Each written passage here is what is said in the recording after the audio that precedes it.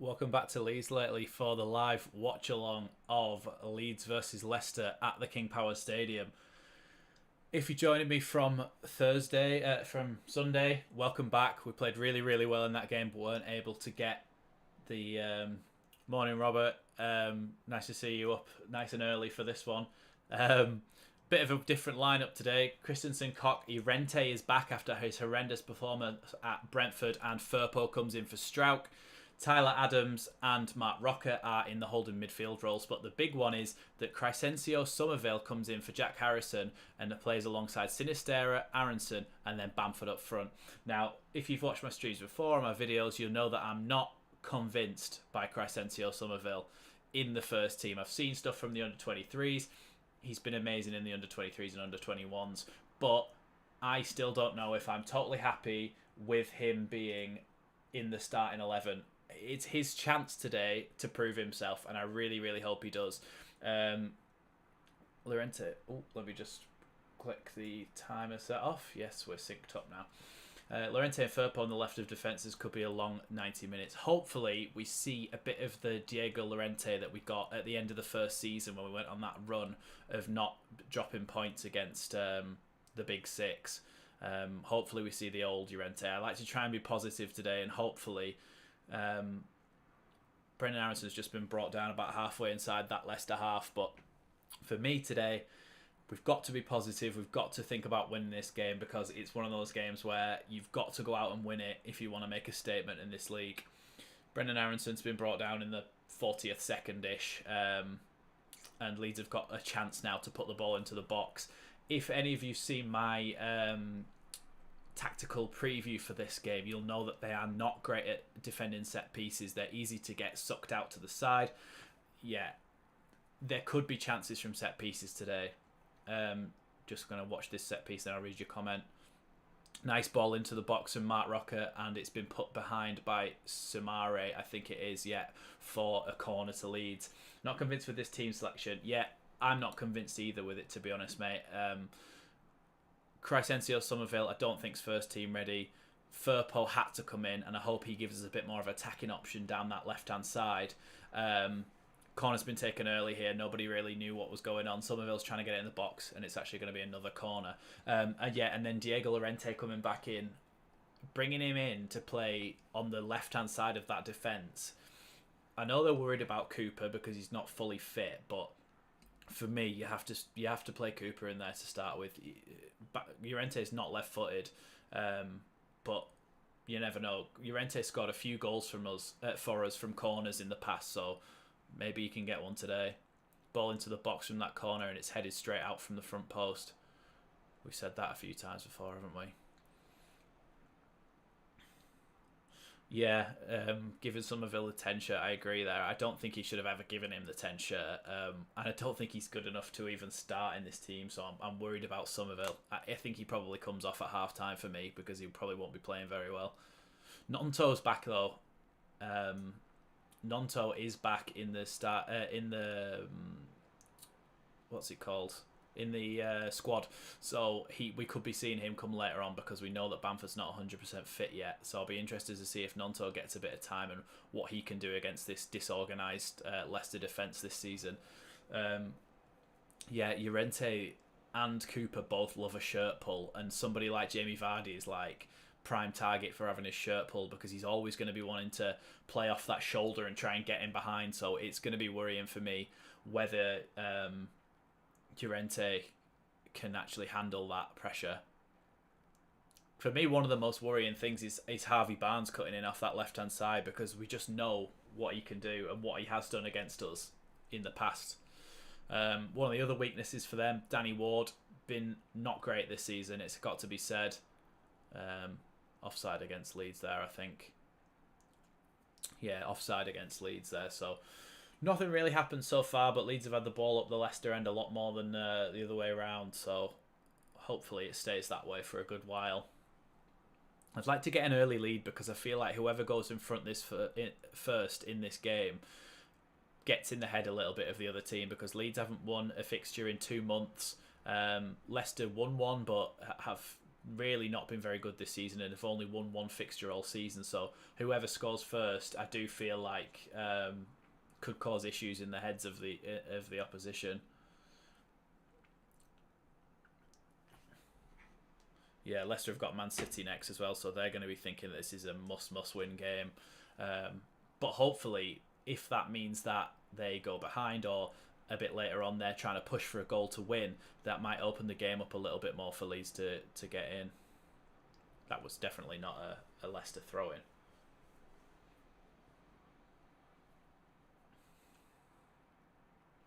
So Leicester with the ball here, with Amati, passes it across to Wout Faes, I think is how you say his name.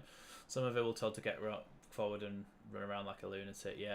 Yeah, he will want fresh legs for Fulham, and he probably wants Jack Harrison for that. And Wout Faes has just thrown Somerville on the floor. So, to be honest, the only thing that I ever see Somerville do, really, is win free kicks, because people like to rag him around a bit because he's quite tricky. But I can't believe Daka isn't on him running over the... Yeah, Daka's been really good as well, I think, in recent weeks. And so I don't know what the logic behind playing Vardy in this game is, but obviously Brendan Rodgers sees training every day, and he's... more tactically adept than we are, so maybe he's seen something that he thinks maybe Vardy will be more suited to this game against us. But hopefully he's wrong, and he should have played Daka instead, and we get an easier game. But where that free kick was about halfway inside the Leicester half, and Brendan Aaronson's going to try and now flick it into the box. It's gone all the way over everybody at the back post and out for a Leicester goal kick. Not a great delivery at all. Sometimes that's why you need Jack Harrison. His delivery from free kicks can be actually really good, Jack Harrison, but from corners, we all know that it's not great sometimes. 6 games without a win, Leeds. Good thing about this Prime Video stream is that it actually lets you get stats up at the same time as... Oh, I've accidentally closed it. I think it sometimes lets you get stats up at the same time as you're watching it. There we go. 55% possession to Leeds so far, and yeah, I'd say that's probably right. Leeds have had the ball more, but Leicester look like they're going to be trying to get forward a little bit more now.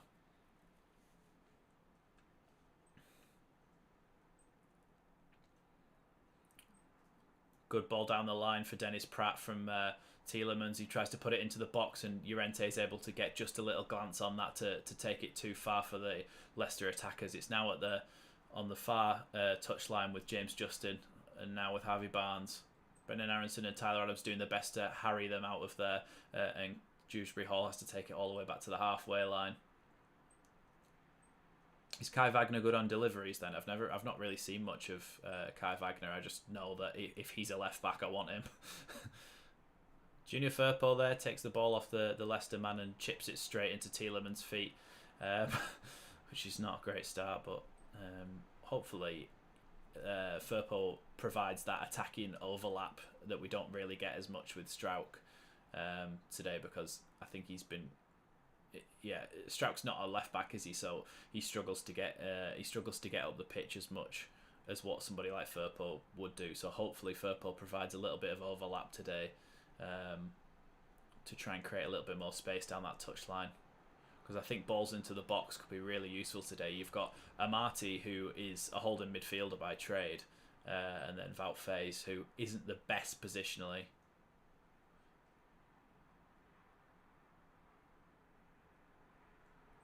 I can only hear Leeds fans before kickoff and now.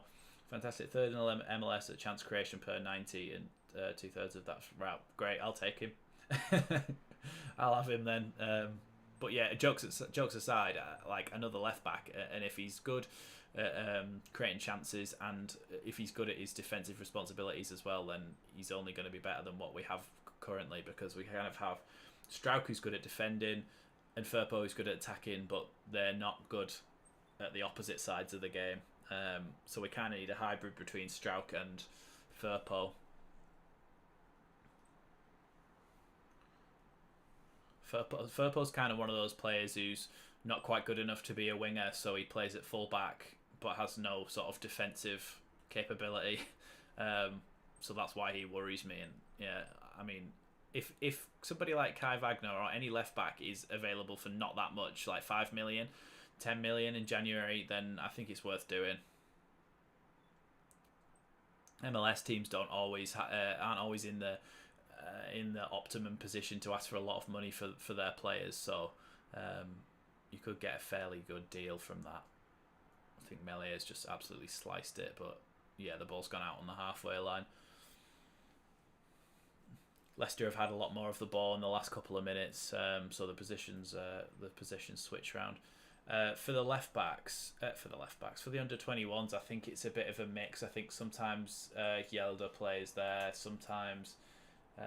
Let me have a look, because I was sure there was one lad that went out on loan.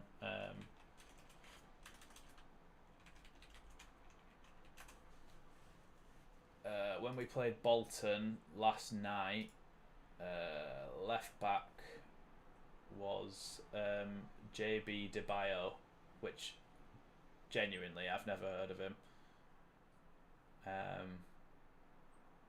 Because a lot of the players who were in our first team of 21s have gone out on loan or left now that I did know, so I haven't really kept track of it as much this season. Rasmus tries to play a little ball in down the touchline, but isn't quite able to get it to his man, and it is cleared. At least until the world stops going round. All you can hear is the Leeds fans. Those Leicester clappers aren't out singing the Leeds fans. Shout out to Lewis, who's there actually. I think he said he was going to this one. I'm going to the game on Sunday actually. Fulham game, so that'll be a match day vlog. A bit different because I haven't done one of those in a while, so it'll be good to get back in the ground again. Firpo did an interview a few months ago. He insisted his best position is centre half. Do you reckon it was lost in translation? Oh, Jamie Vardy nearly played a little pass through into the feet of Harvey Barnes, who would have been in on goal, but his touch wasn't able to quite capture it under his spell. So that was a bit of a let off for Leeds. It was just a simple 1-2. Well, actually, no, it wasn't. It was a simple 1-2-3. He may have been offside, but the danger signs are there. Yeah, do you think maybe that Firpo thing was lost in translation and he meant, I don't know, he meant something else, meant fullback? Bamford's just been fouled from behind, so Leeds free kick on the halfway line here. Yeah, Farce, the Belgian centre-back who they've got with the big David Luiz hair, he likes to charge out from the back a lot and get on almost on the halfway line and come to try and tackle the ball. And he just did it then to Bamford and fouled him. So if you can catch him doing that, I mean, when we played Norwich last year and Kabak did that a couple of times, but see, Pfizer's just done the exact same thing again to Bamford, but it's not been given this time. But Leeds have got a chance to break here with the ball with Mark Rocker. Tries to play it into Bamford, but it's cut out by Samare. Dodgy little ball around the back there, but Leicester have managed to clear. Leeds have won it back though. Tyler Adams with the ball. Now Firpo chasing it down. Leeds have still got possession here, but it's a bit scrappy and there's a lot of tackles flying in.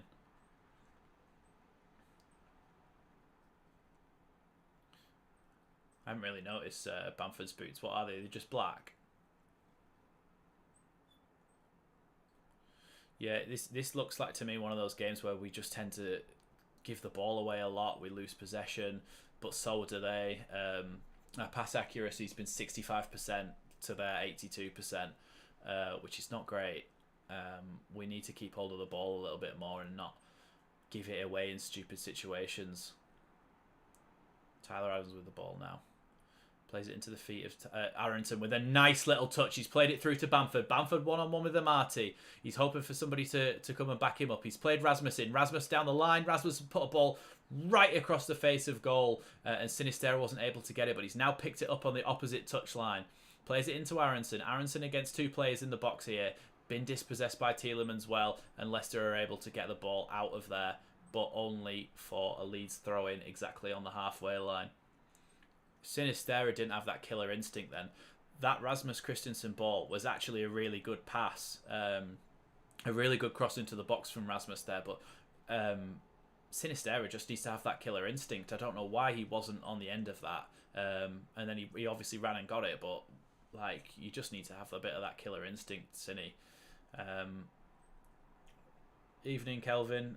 Good evening. Must win. Yeah, it's definitely a must win. 3 points in relegations, but 2 wins from 8th place. Yeah, at this point, I don't think it's panic stations, is it really? Because it seems to me as though Sinistera on a little run here tries to play a little reverse, cut the ball through to Bamford, but it goes all the way through to Danny Ward. Good little signs here from Leeds. Look like we're just a little final ball away from creating a good opportunity.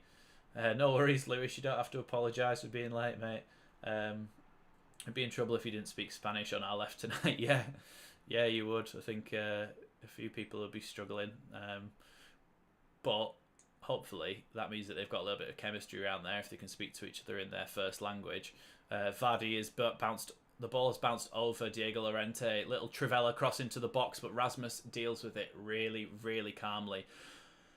Llorente nearly made a bad mistake then. Ball went straight over his head towards Vardy, and Vardy tried to do a little outside of the foot cross into the box, but Leeds have broken up the other end with Somerville.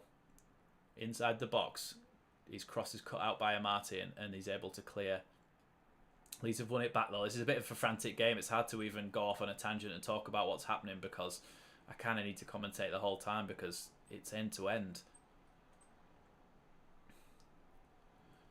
Yes, Sinistera on the ball is fantastic.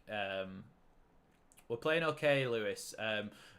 Passing accuracy's not been great. We do seem to be losing the ball a little bit too much, but over the last couple of minutes, we have seemed to be stretching that Leicester backline a little bit more and creating a few little opportunities. Nothing's come off in terms of a final pass, but Matt Rocker has just given the ball away here and then brought down Jamie Vardy, but it's been an advantage and it's gone through to Dennis Pratt.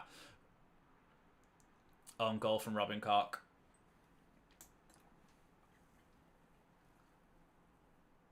On goal from Robin Koch. Matt Rocker get completely caught on the ball there. Oh, God, it's Leeds all over again, this, isn't it? Let me just try and line that up so it's actually...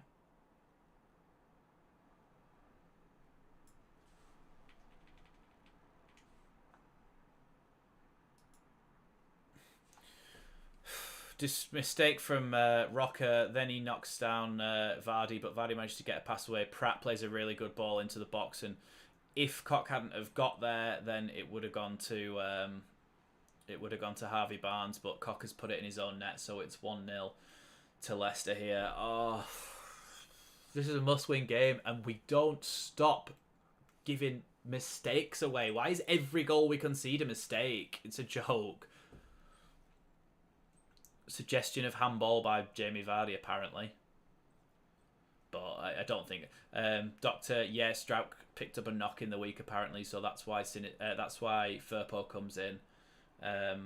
The game was fine. We look like we're having the better of the ball, giving a little bit of a chance for ourselves to get an opportunity, but we've gone and got caught on the ball with Mark Rocker, and now we've got a mountain to climb.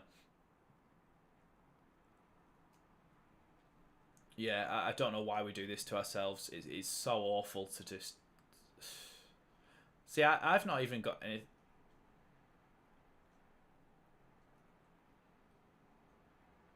Yeah, commentators just said neither team has had a shot on target yet. Leicester are in front because obviously Robin Koch just put it in the back of his own net. But Leicester are breaking again down the left-hand side with Harvey Barnes. So Tyler Adams puts a great tackle in and it actually goes out for a goal kick. Yeah, I don't know why. It's almost like we go out there and think, right, do you know what I'm going to do? I'm going to tie my own shoelaces together before this game just to make it harder. Like, why do we do this to ourselves? It's always we're the architects of our own downfall, and it's just... I'm sick of it. It's so stupid that we just keep giving goals. Like, you can't afford to give goals away like this in the Premier League. Tyler Adams having a little bit of a bite there at Tielemans. When we're in the ascendancy and when we're creating chances, we then give a goal away, and we do it all the time. We did it against Arsenal. We've done it so many times before. Yeah, but we don't make teams work hard to beat us. You're totally right in that sense. But if we lose to Fulham, this becomes if we lose this, Fulham becomes a must-win. But to me, this is a must-win anyway, and so's Fulham. But the fact that we've made it easy for them, we've given them a chance by conceding a stupid own goal is just ridiculous. Like, it's not. I'm not even blaming Robin Koch for it. It's Rocker that. Yeah, you're totally right. It's Rocker that got caught out. It's not Robin Koch's fault. All he tried to do was cut the ball out, but Rocker should not be getting caught in possession like that. It's embarrassing, and we keep doing it. It's not a one-off. It's like Llorente did it like 3 times against Brentford. Rocker's done it now. Rodrigo did it last game. Look, we've done it so many times this season. We'd have got so many more points if we didn't have these mistakes. Yeah, we've got plenty of time, yeah, but it's just really annoys me that we put ourselves on the back foot so early.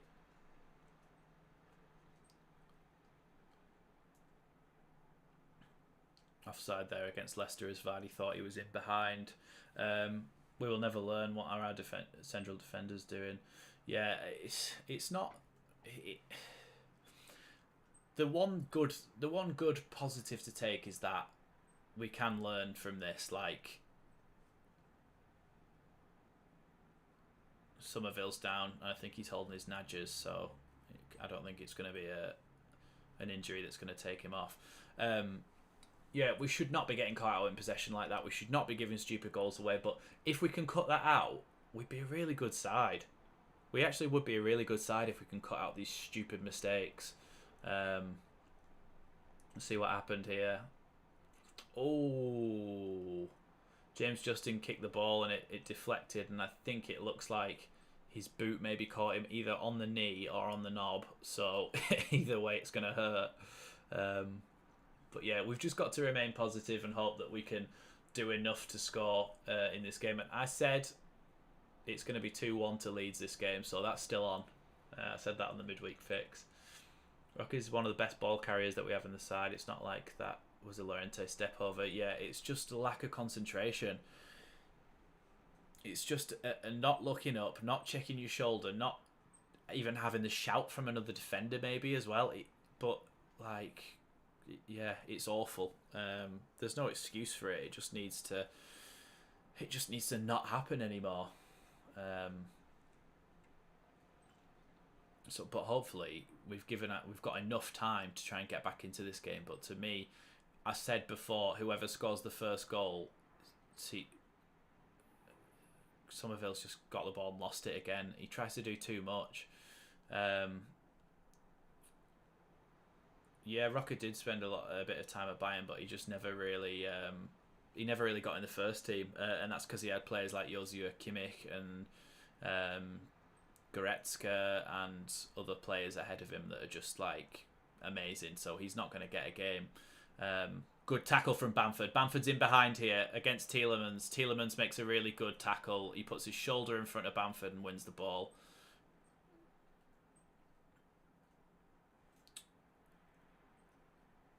You don't like... Think about this, Nick, right?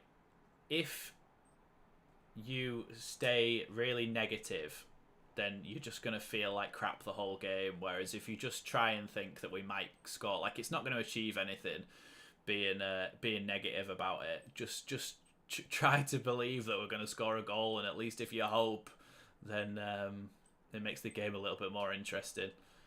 Yeah, thanks, Kelvin. Like, if anybody's not liked the stream yet, like it for me. That really helps me out. Because I think Leicester are infinitely less popular to watch than Arsenal are. So we had a lot more people in here then. But if we keep liking the stream, it should get it out there.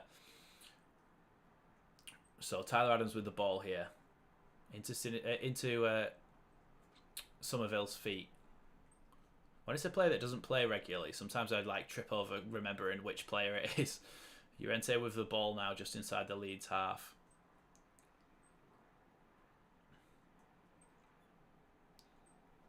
Leeds have just got the ball just inside their half, just playing it around at the back here. We need to sort of... Oh, Jesus. Somerville is whack. I'm not, like... I've seen him quite a few times now in the first team, and I always say it, but he just does not do enough for me.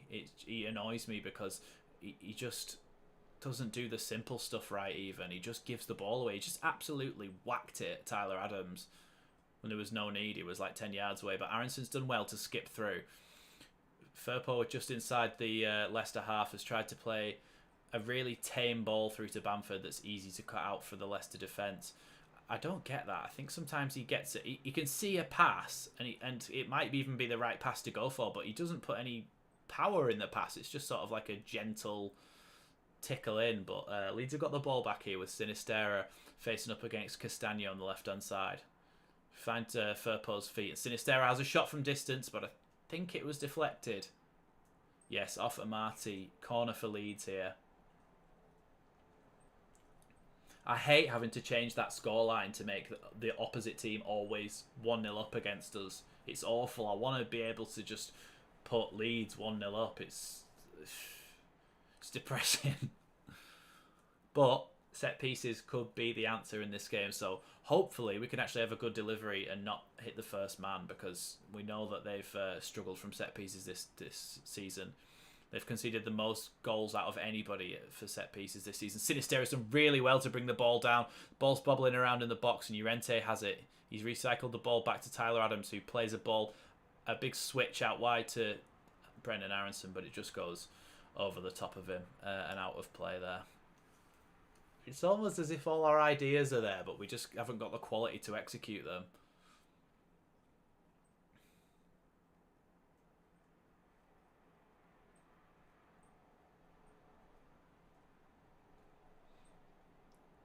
Leicester have tried to get out there with a little flicked header from Tielemans, but it's gone back to Leeds. So Cock with the ball on the halfway line. Tries to play a long ball through, but it's gone to Castagna. Comes back out, and Sinistera and Rocker are challenging for it. Rocker's won the ball here off Castagna. Tries to play a little ball inside, but it's intercepted by Tielemans. Has been the best player on the pitch so far for me. Not even for what he's doing going forward, but for the way he's breaking the play up in that midfield role. I think he's done really, really well in there. He's almost acting as their Tyler Adams in this game so far. He's not done a massive amount going forward, but he's managed to get in against Bamford when he could have been through on goal, and he's managed to weasel his way out of a few little situations in there. So Tielemans has been very good. We need to try and find a way to bypass him, because he's been stopping a lot of our moves. Leeds have got a lot more of the possession now. 56% possession to Leeds, and Leicester still haven't actually had a shot, despite being 1-0 up. Joffrey on for Somerville at the half, but do you think that means that you play then... do you play two up front if you do that? To me, I don't know how that goes, because I think if he's set up like this to start with, that's his game plan, and I don't think he'll want to give up on his game plan so early. But I mean, there's Harrison, who obviously didn't start this game, and he's in that attacking midfield mould, isn't he? So you could bring Harrison on, you could bring Click on. Anybody in there instead of Somerville for me would be an improvement at half time. I mean, he's not been horrendous, but he's just not done anything good. Like he's not shown any signs that he's ready to play in this team.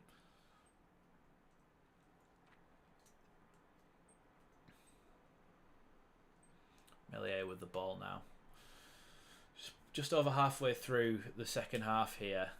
And like I say, Leicester haven't had a shot. Leeds have had one shot, and obviously it's not gone in. And Leicester have had no shots, and they've scored because we made that awful mistake. Joffrey behind the striker. Maybe, but I don't know how suited he is to that position. I mean, maybe that's more suited to somebody like Click or Sam Greenwood, but then Sam Greenwood hasn't been great of late either. But to me, the chances that Somerville's getting should be the chances that Sam Greenwood's having. Good ball from Shrewsbury Hall into the box there, but Diego Llorente is able to make a really good interception. James Justin here, back to Dewsbury Hall. Leicester are having a little bit of sustained possession here. Just inside our half now. Tielemans plays a good switch right out to James Justin, who takes an excellent touch and crosses it into the box. At the back post, Castagne's there, and Leeds nearly scored a second own goal. I think Llorente is shouting at Rasmus, and to me, he's right there. Rasmus does not go out and close James Justin. He just lets him put a ball into the box. Castagne tries to head it back across, and then Llorente is able to clear it, but that could have gone anywhere from Llorente. It came off his shin. It could have gone anywhere for Llorente, especially into his own net. So,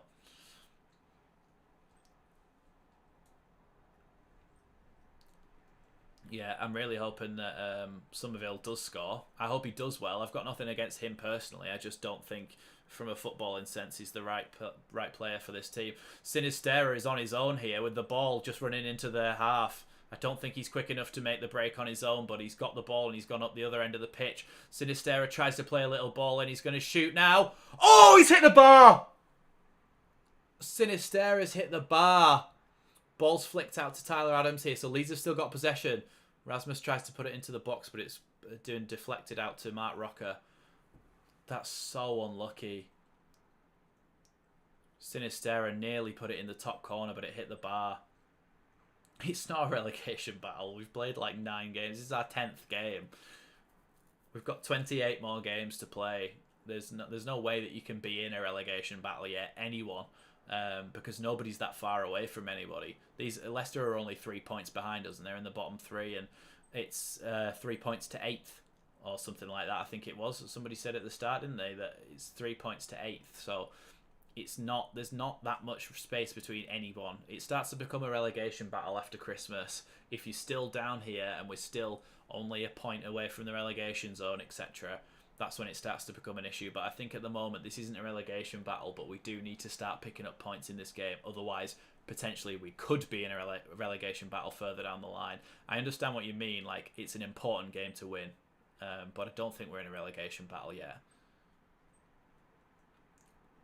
Brendan Aronson with a nice little touch outside. He's having a look. Nice little reverse pass to Somerville. Somerville's in the box now, about to shoot, and he puts it past the post.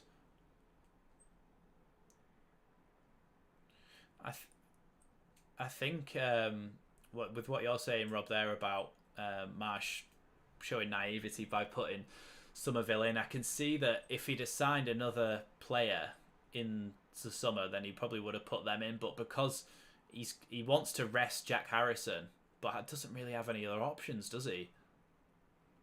Yeah, Somerville's shot was so tame then. Because you look at the difference between, we've seen the replay now of Sinisterra's, and it rattled the bar and all the water flew off the bar because he'd absolutely rattled the crossbar. And the way that Somerville just shot was just like a little dink past the post. Oh, ball came into Bamford's feet there and he's misplaced pass, but Sinisterra's managed to pick it up. Leeds look like they might be able to get a little bit more joy here now. A couple of chances just came through, so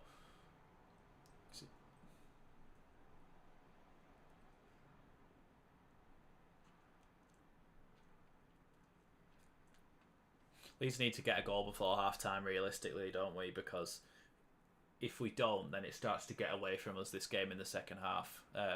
But we've not been fantastic, so we know that for the most part this season, we've only performed in one half of games. If we can keep it to 1-0 or even score against the run of play in this half, we could probably have a lot better of a second half when we bring on Harrison. But Sinisterra's given the ball away straight to Leicester, who've given it to Jamie Vardy, and Llorente with a really important tackle. Excuse me.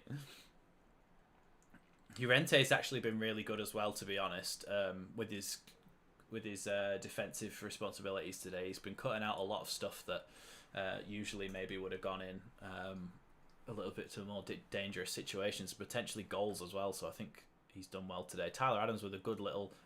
Brendan Aronson with a good little tackle on Tielemans. Brings it out to the halfway line. He gives it to Rasmus on the halfway. Rasmus puts a ball through. Somerville's through on goal here. Has a shot and Danny Ward able to save it, but I think it was offside anyway. I I don't know if it was offside. He seemed like he was trying to hold his run, but I don't know if he did in the end. Yeah, I think Somerville would have been just offside there, but he's tried to hold his run quite well. Yeah, 95% good. Yeah, I totally agree with that. He does do a lot of good stuff, and you think, oh, why is he not considered as a better defender? But then he's got that stupid error in him, hasn't he? Where he just does something ridiculous, and everybody's just like, why has he just lost his head? What's going on? But yeah, so maybe he's just resting Cooper for the weekend. I don't know. I don't know if Cooper gets his place back at the weekend against Fulham, but we have to be winning that game as well. We need to get at least a draw out of this game, but only at least a draw out of this game if we manage to beat Fulham and Bournemouth as well. Leicester with the ball in the box. Dewsbury Hall passes it out to Harvey Barnes, and Harvey Barnes always scores against Leeds.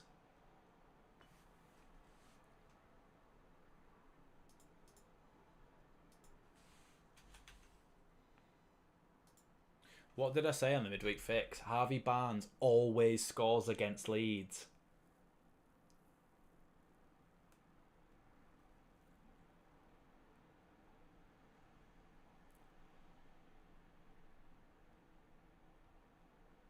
Trying to see if there's anything wrong with this in the build-up. No offside there. Good little pass. Flick on there. Yeah, nothing wrong with that goal whatsoever.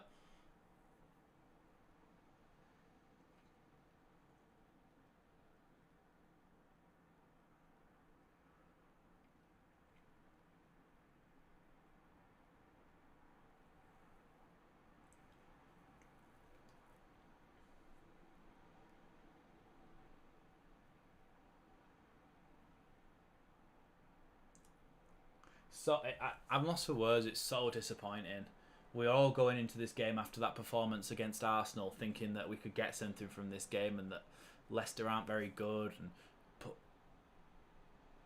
what?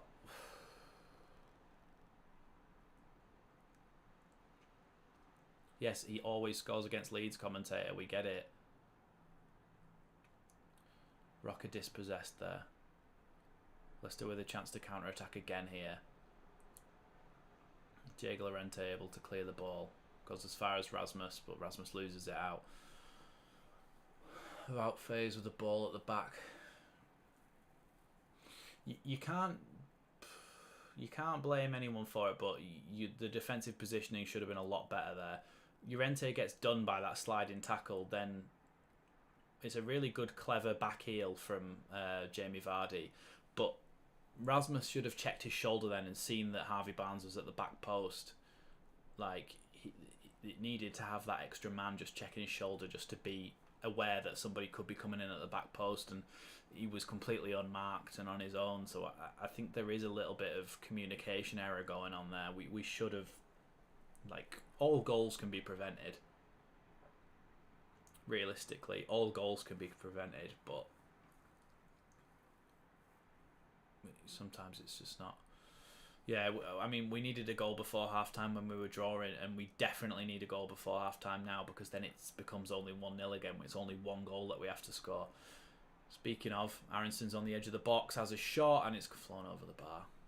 I mean, Leicester fans are all way in, all in, but they can't even fill their seats, so yeah, just flown over the bar there from Aronson. He should have got his head over it a little bit more. It's frustrating because as the players miss more and more chances, they get more and more frustrated, and then they start to miss more and more chances, and it's a snowball effect, and it's really frustrating for us as well. Hopefully we get some of those trademarked Leicester mistakes from this season.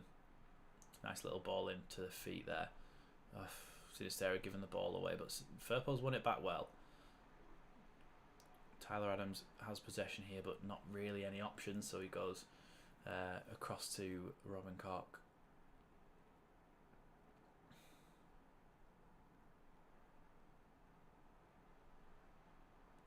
Nice little ball from Sinistera across to Robin Koch. Robin Koch plays a long ball down the line for Rasmus. Really good ball. Rasmus tries to play it inside, and Somerville nearly gets to it, but it's cleared by Leicester here. I said this on the midweek fix. We're in like a really awkward middle ground because we play really well against those top teams that come out and attack us, and we can't handle the teams who we can't handle the teams who play really deep and are a bit lower in the table. But the teams at the top who we do play against, they've got too much quality for us. So even though we can play really well against them, they've got too much quality and they can beat us. And so we're in the middle ground where we can't beat the lower teams and we can't beat the higher teams, and we need to figure out solutions and fast to be able to beat these teams.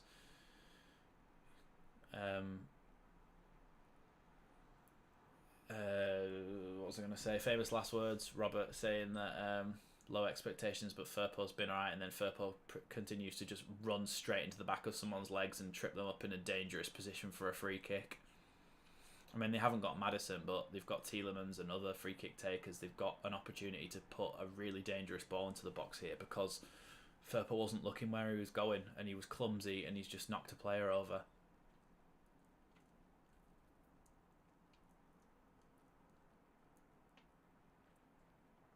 If it's 3-0, then we don't come back, do we? Because it's not Bielsa, so we don't come back. Like, we need to not concede on this free kick desperately.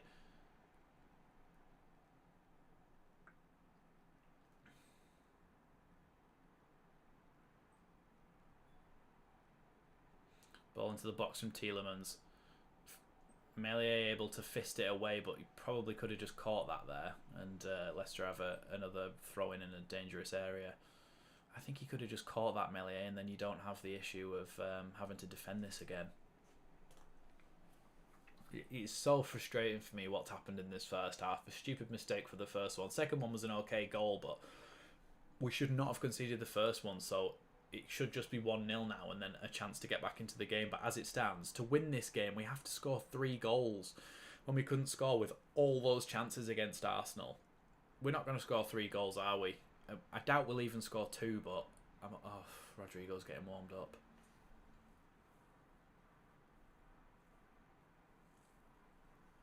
Why is Rodrigo getting warmed up? Rodrigo's useless. He's not useless, but in the form that he's in, I don't want him to get on the pitch. This is so disappointing and so frustrating for me.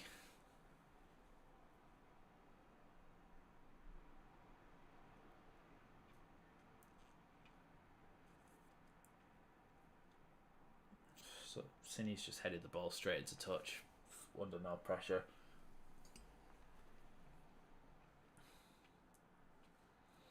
Bamford's up there on his own a lot of the time. He's got no help whatsoever, and like there's nothing he can do. They're just going to play around him, especially if they're dropping a especially if they're dropping a holding midfielder in there.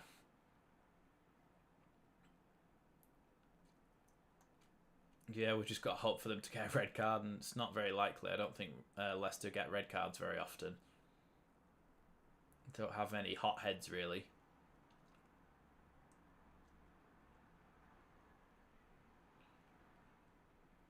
(2-0) to Fulham. Mitrovic has scored.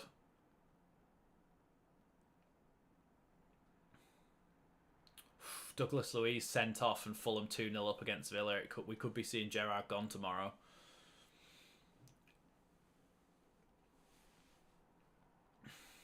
I don't want to see any more of Somerville, please. Get him off. He's not even been like dreadful, but he's just not good enough. Oh, that's a yellow card for Robin Koch. Harvey Barnes was able to get past Robin Koch there, and yeah, I think we're sat too deep because we're terrified of Barnes and Vardy, and then that means we're not far enough up the pitch to help Bamford. So we're kind of just a midfield at the moment, and Robert, like, that's a perfectly fair yellow card. But now, now Robin Koch has got to play 45 minutes on a yellow card. So if he does anything else now, he's off. Then you've got to play Cooper and Llorente, which isn't horrendous, but if one of them gets injured against If one of them gets injured against Fulham on Sunday, we're knackered. Free kick by Tielemans. Short one down the side into Harvey Barnes. Cuts back inside, crosses it into the box, and Llorente is able to head clear, but Tielemans tries to volley but completely misses the ball. Leicester have still got the ball here with Harvey Barnes.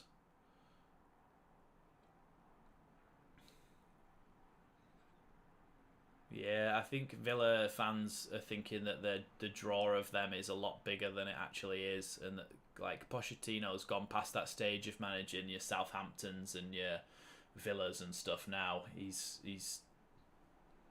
if he gets a job, it's like one of the big European jobs now.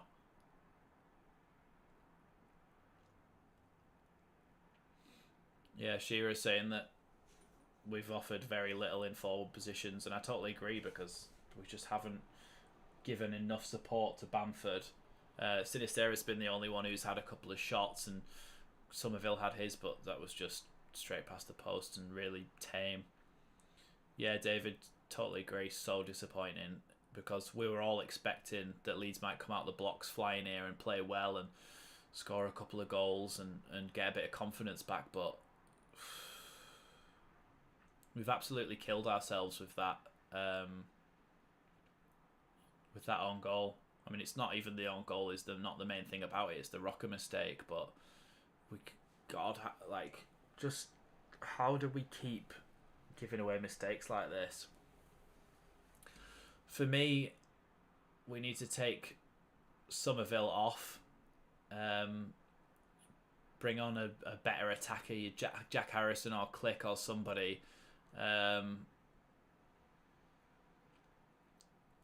Other than that, I don't really know what we can do because we don't have a great bench. I'd like to see Nonto on at some point, but then on his own, he's going to do badly as well. Looks like Brendan Aronson took a bit of a whack to the ankle there, I think. Looks like he's crying.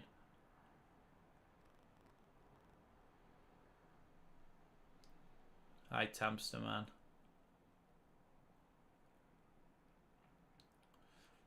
Yeah, Aronson's done alright. Aronson and Sinisterra look like the ones that are actually going to bring the ball out and do anything with it with their ability on the ball at dribbling, but they've then not really got any options, and Bamford's been a bit disappointing for me because he needs to be that hold-up player.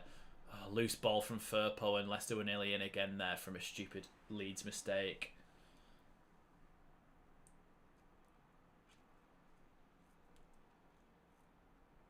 Yeah. The contrast between the Arsenal game and this one, massive, isn't it, Kelvin? It's like we're a completely different side. Like, I don't understand why.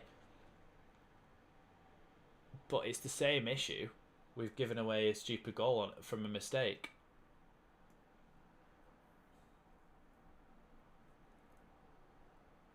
Sinisterra tries to tackle Tielemans, but he's able to get it back, and it's half time at the King Power Stadium, 2-0 to Leicester, and none of us were expecting that at all, really. But, like, what do we even do?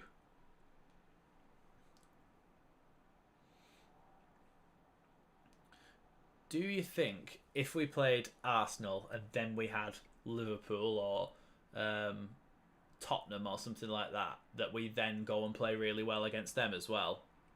Because I feel like it's the type of opposition that we play. We're just so bad against the worst teams, which is like where we are in the table. We need to be winning the games against the lower teams, and it doesn't really matter against the top six. But we seem to be doing better against the top six, but still just losing, and then losing against the bottom teams anyway.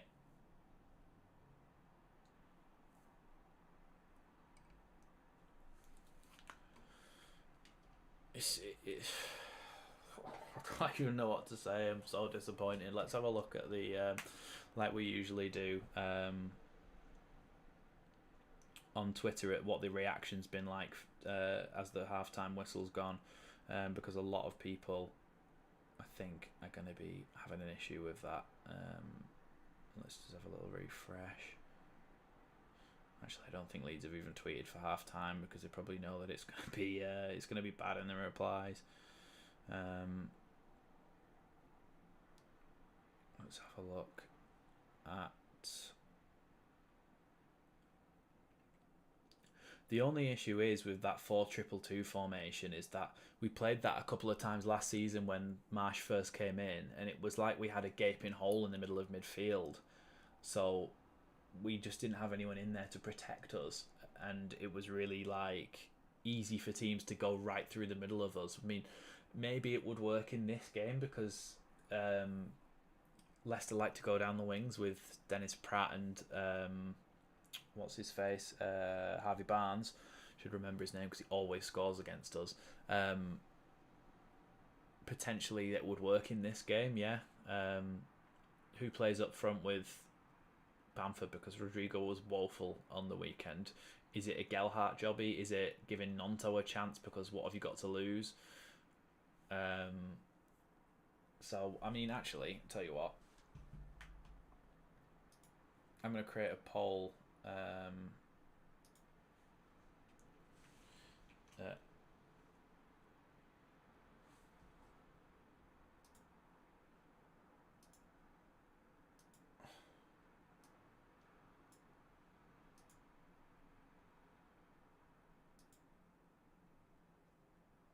Am I still live?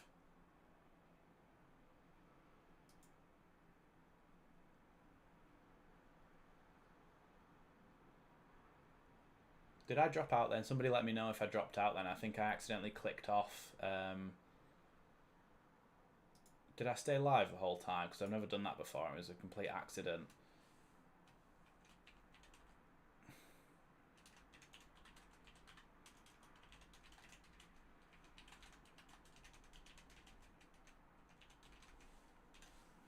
We're going to create a little poll here.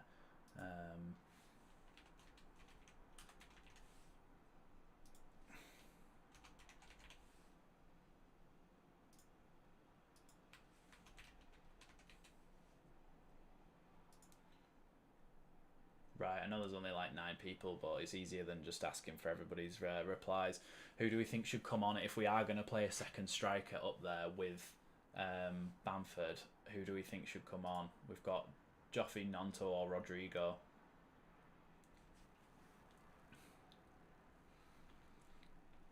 I'm just going to put my headphones on just to get a little bit of a gauge of what they're saying, because I can imagine they're probably saying similar things to us about us being toothless in attack.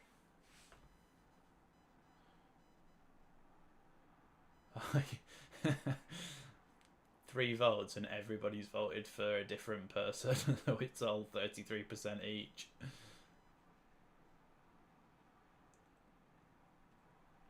Yeah, we're looking at that now. Rocker just gets caught on the ball, and he doesn't do that very often, but he gets caught on the ball and then he brings Jamie Vardy down.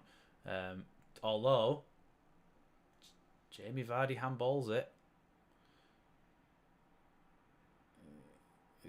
It's a really good ball from Dennis Pratt, and it gives Koch no real options other than to try and get it. But yeah, it's really so disappointing. Shouldn't have lost the ball in the first place. Rodder's his biggest issue is his price tag. If we paid 13 million, he wouldn't get after stick. Yeah, I agree actually with that. If we had played not very much money and maybe he hadn't come from a Champions League squad and Spain international, then we wouldn't be so bothered about him playing badly. But you kind of do need to rate people by their price tags. My hair is awful, by the way. I'm getting a haircut tomorrow, so the day after tomorrow. So hopefully on the match day vlog it shouldn't be as horrendously weird and long as this. But we definitely just need to make some substitutions now, because it's not good enough, is it, in this first half? So let's have a little look at the reaction on Twitter. Sack the whole lot. Nice one.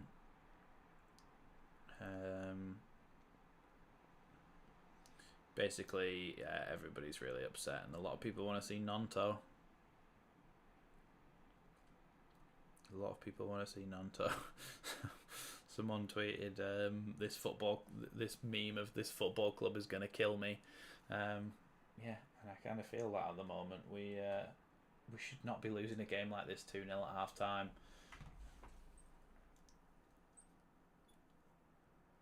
They're on about Rodrigo's warming up and saying, is he the one that you want to bring on? I want to see Nonto or Joffy.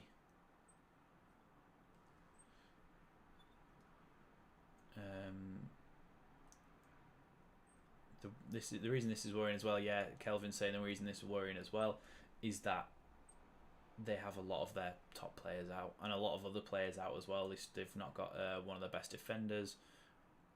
Yeah, they're really struggling, and yet they managed to be 2-0 up against us.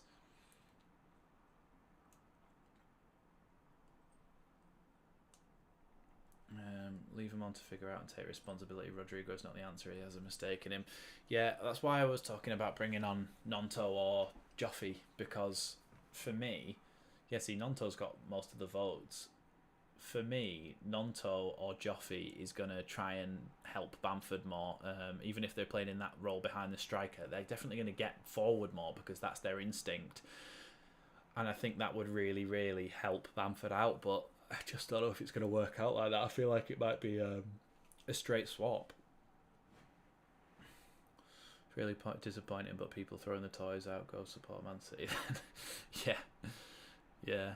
It's disappointing and upsetting, but I don't like saying to sack the manager or to the manager needs a full season at least. Yeah, we thought, Bandy, that Firpo was going to be one of those players that gives us that width, but it's just not happening for us. Yeah, I just need. It kind of does matter who we bring on, because Rodrigo did, I think, as a statement, Rodrigo did that thing against Arsenal, and we can't just instantly forgive him for that and bring him back. I mean, you can forgive him for it, but you can't just instantly bring him back on. I think giving Nonto or Joffy a chance, they'll be hungry and eager to go for this because there's nothing to lose. We're already 2-0 down. Just give them a chance to run at that defence because they've not been that great this season. So for me, yeah, Nonto or Joffy need to get a chance here, but it's not going to be. It's going to be Rodrigo that's come on because he's doing the same warm-up as Bamford apparently did before the game. So yeah, this is worrying.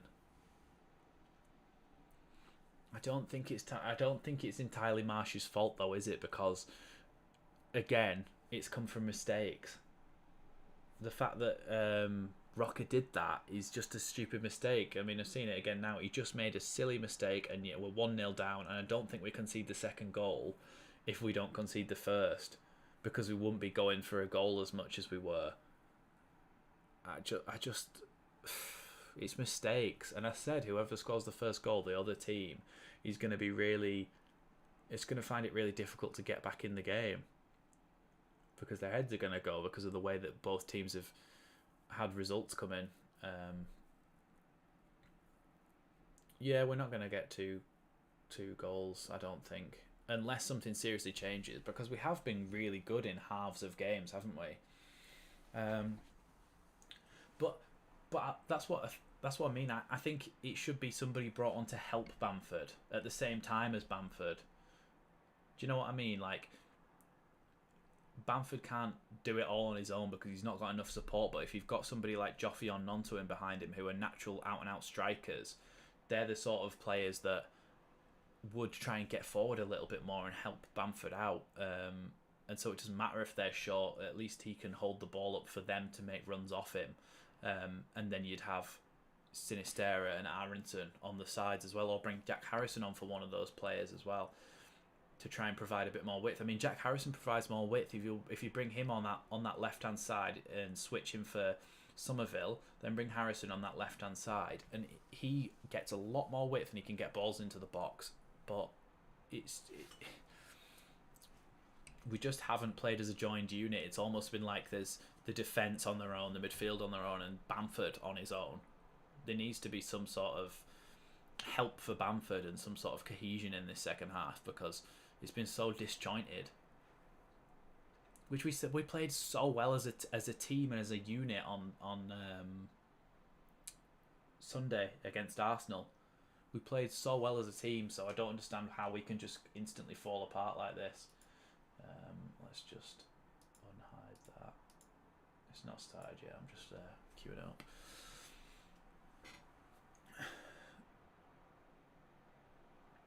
Yeah, I don't think we conceded as many goals this year. Is the other thing. When we lost against Arsenal, we only lost 1-0. I know we were on top in that game, but the games we haven't been absolutely smashed apart from the Brentford game, and that came from stupid mistakes. So, and especially at Elland Road, we've conceded like hardly any goals there this season. I think we've only conceded 3 goals there this season at Elland Road. So, hopefully, against Fulham we keep up that and we have a good home record, but too easy to work out like the late Bielsa days. This only works when we play better teams who want to take us on 100%. Yeah, and I think that we have to give Marsh time and enough credit that we believe that he can sort this out, that he can fix this, because against teams like this we need solutions, and he has to be the man to think of those solutions. But if come the end of the season we're in the relegation zone, then we know that he's not the man for the job and he can't do it. Like, he's got a season, he's had most of the players he wanted. But yeah, I'm just so disappointed more than anything, because I really thought that we would come into this game all guns blazing and actually do something. But it's been the opposite. See, I don't think we have been instructed to... The midfielders probably... Oh my God, it's 3-0 to Fulham. The midfielders have probably been instructed to play a little bit narrow, but you have seen Sinisterra and... Sinisterra mainly has been quite out wide, and he tries to stay out wide and then come in when he has the ball and when he wants to make those runs inside. And so I think... I'm just watching Douglas Luiz headbutted a Fulham player, and it's 3-0 to Fulham.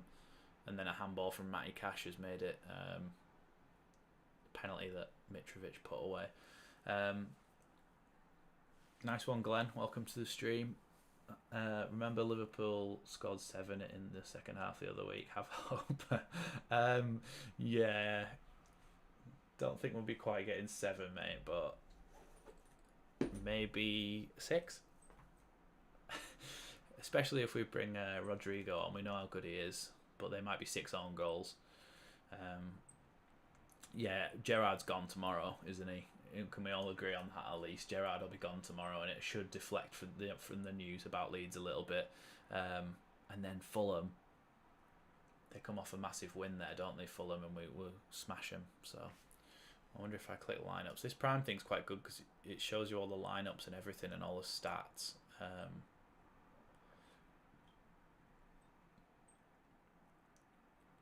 So Rodrigo's come on, like we said, and then Cooper's coming on as well.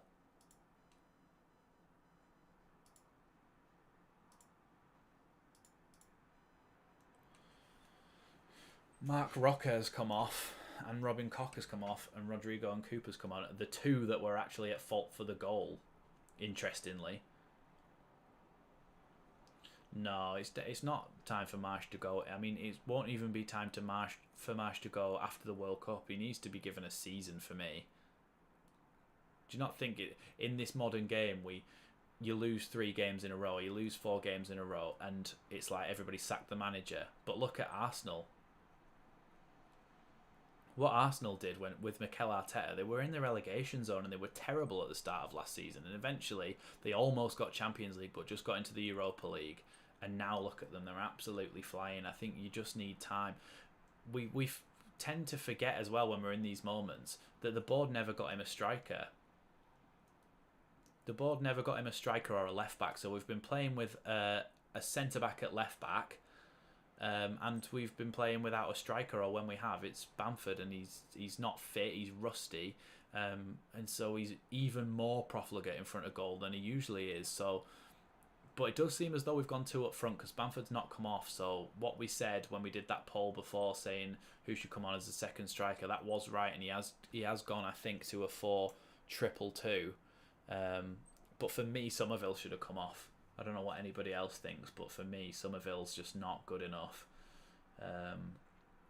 We have to chase the game now, but hey, the players have to do it. Arteta, yeah, Arteta was so close to being sacked, or it seemed like that from the outside. Any other club would have done that, but because they trusted him and because they had faith in the project, I mean, look how long it took us to sack Bielsa, because we were terrible pretty much that entire season, barring 1 or 2 games. Like, we were awful. Somerville's in behind James Justin here. He's all over the back of him though, and Somerville's got the ball in the box. Cuts it across to Rodrigo. Rodrigo cuts it a bit too wide. Ball into the box. Danny Ward's able to pick it up. Leeds are claiming for a pass back there though, to be fair. And I can see what the argument is, because it's just been sort of towed into Danny Ward, and Danny Ward's picked it up by a Leicester player. So for me, that's a back pass. That is 100% a back pass. Amati stops the ball, then just plays a little pass back into Danny Ward, and he picks it up. How many points likely would we be on as if we bought Hwang or Che Adams? Che Adams, I think, gets us a couple of goals, but I'm not sure about Hwang. I don't think he was good enough. I don't know. If we'd have got Gakpo, we'd have got a lot more points, that's for sure. But we've got no one that can score, and it doesn't really matter who we'd have brought in. If we'd have brought in anyone to be in that role, then we would have scored more goals. Simple as that. Oh, for God's sake, I've done that thing again of not starting my timer.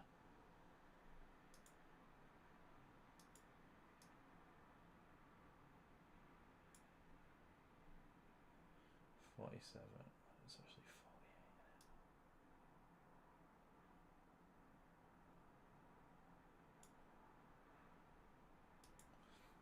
Just going to pause my timer until it catches up.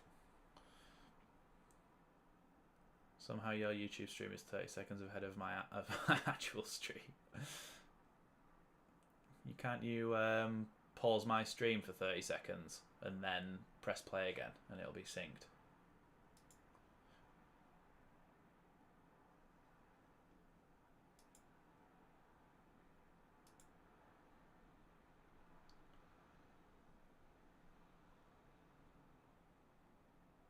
Leicester have got the ball here. Dewsbury Hall tries to play a ball into Barnes' feet. Barnes takes it round a couple of Leeds players, but Cooper's there to stop it.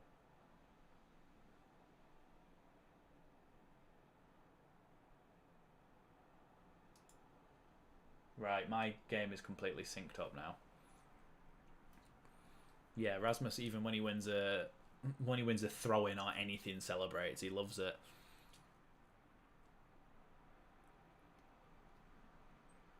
Yeah, I think Aronson just took a little bit of a kick there. Rodrigo picks up the ball. Rodrigo loves coming deep for the ball, and sometimes it can be a bit of a hindrance because he's always picking up the ball in positions where he can't then get forward. But if you're playing 2 up front, that actually might be a little bit more helpful, helping out that midfield, getting the ball forward.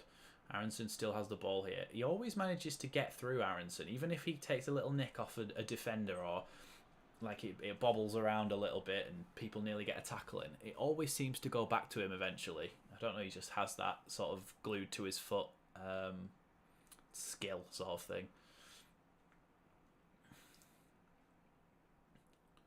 Hopefully we do see a little bit of Nonto later on in this game.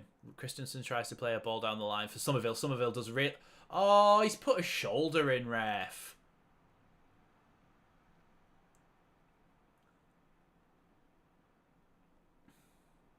I think it's just shoulder to shoulder. Like 10, 20 years ago, you just would not have been a foul.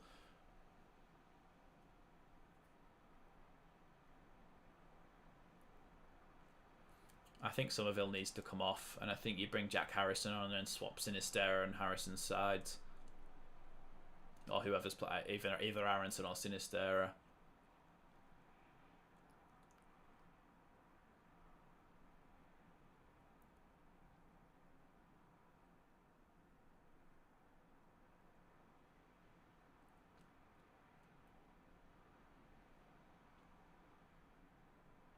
Melia just looks like he's out of options here.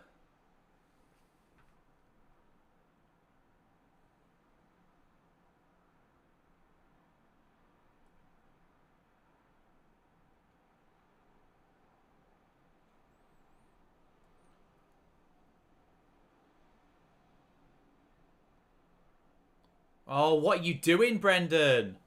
Why would you try a flick on the edge of your own box? Some worrying signs. Right, good ball, Aronson. Out to Rodrigo. Rodrigo with the ball. Takes it over the halfway and passes it into Sinistera. Sinistera is absolutely wiped out by Samari. That's at least a yellow card and a good dangerous position for a free kick for Leeds. I mean, him on a yellow is really good because I don't think he's the best. I don't think he's fantastic, Samari. And if he does it again, he's obviously off. So if we can stretch the game a little bit, we might be able to get that player sent off like we did against Wolves. That meant that we could actually win the game from 2-0 down to 3-2 up. So stranger things have happened. I shouldn't have bloody put Harvey Barnes on that graphic, should I? Tempted fate. Absolutely tempted fate.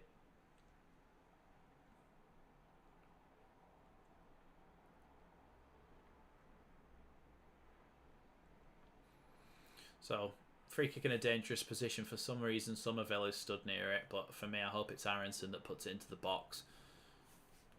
And I hope Bamford stays on side, because at the moment he's offside. Looks like it might be Somerville that's taking it, you know. No, Aronson puts it in the box. Leeds tried to get it to the back post. Bicycle kick. And Cooper's had a shot, but it's been saved.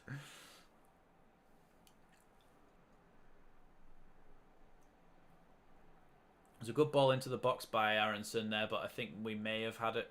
No, actually, the player who got the ball wasn't offside, and Cooper had a shot, and it was saved well by Danny Ward. I think the actual bicycle kick that was just done there, I think by Llorente, actually hit Bamford in the chest.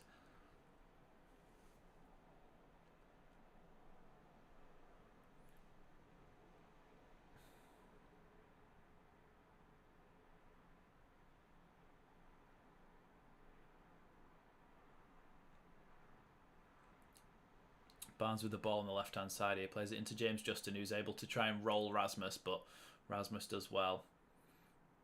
If we look at in this 4-2-2-2, maybe it would turn out in a blessing in disguise as Spark when you're going forward. Yeah, it is unlikely, but if we can get Bamford scoring again because he's got a little bit of extra help, then eventually we may be able to play him up there on his own again. I don't know. He seems like he needs help in this game because he's not been able to get into the play much. Leeds goal kick there after Tielemans runs the ball out of play.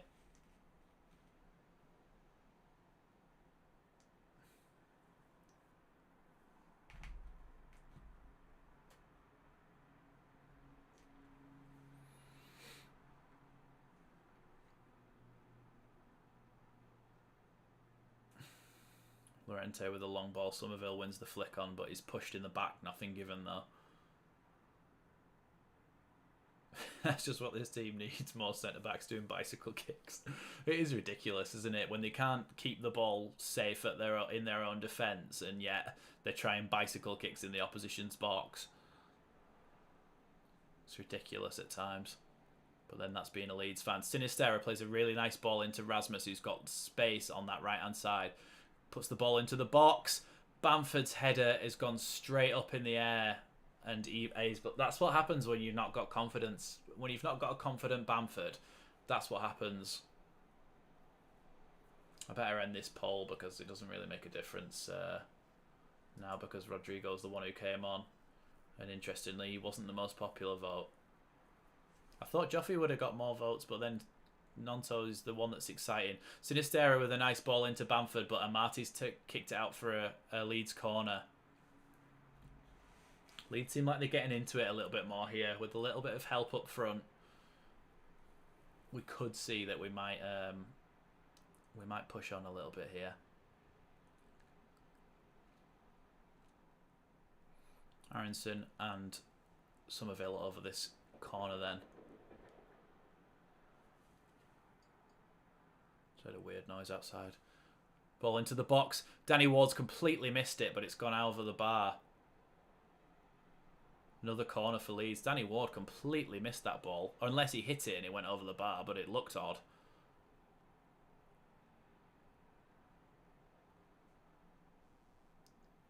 Another ball into the box here then from Aronson, we suspect. Leeds love to go for the near post with these corners and have done so again, but it's gone straight into Danny Ward's hands. Yeah, Bamford needs to get a fade again. He got a hat trick in that pre-season friendly when he had a fade, and now he's growing it all out. I was thinking maybe it was a superstitious thing that he's growing his hair until he scores a goal, then he feels like he can get a haircut. But apparently he was. Somebody said that he was growing a man bun. But I mean, he's a bit late. He's a couple of years too late for Man Bun FC. Tyler's gone. Calvin's gone. Jack's had his cut. The only one left is Ayling.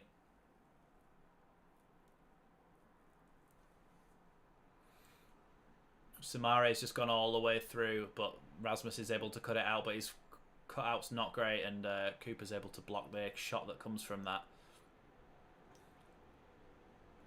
Leicester have got the ball back though, and the ball with Harvey Barnes, and a nice little ball played inside to Dewsbury Hall. Tyler Adams got a foot in, but it's gone straight back to Dewsbury Hall. Still with the ball, Rodrigo makes a good tackle. Rasmus with not really many options, but a nice little pass played inside to Brendan Aronson, who plays it through to Sinisterra, but Sinisterra is tackled by Wout Faes. We keep saying it, I keep saying it, he keeps coming out and charging out Wout Faes, so if you can catch him in that situation and spin him, that's a foul.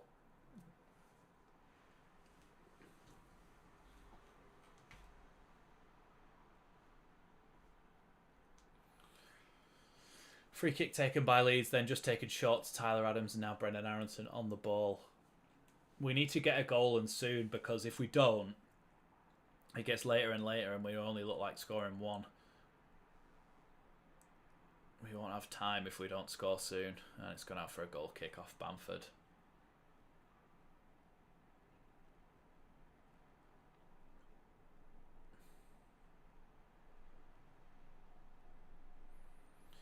This is so disappointing given the way we played against Arsenal. I know I keep saying it, but it's just...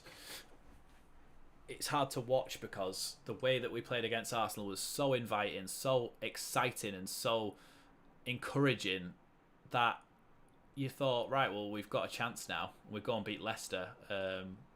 But we just haven't taken any of the momentum with us. You can see Click, Harrison and I think Joffrey are warming up on the touchline now. I don't understand the reluctance to try Nonto out. I mean, before we signed him, Marsh said that he didn't feel like he was ready for the Premier League, and in a couple of seasons they may go back and revisit it. But now they've got him, is he still believing that after he said, because he did say, oh, maybe I was a bit quick to judge, but he's still not giving him a chance. So does he still believe that he's not good enough? Because at least try him, give him a chance, because you're giving Somerville a chance and he's definitely not good enough for me. So where's this Nonto chance?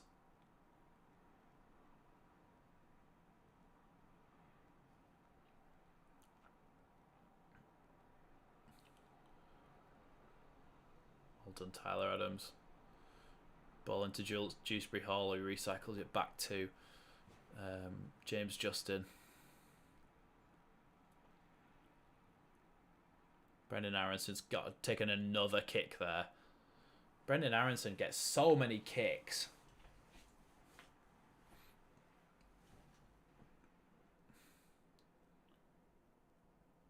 Yeah, I can't see the issue with bringing Nonto on. He's been available for a good few games now and just hasn't been used. So what's the point in signing him? I know that we sign players for our under-21s, but he was seen as a...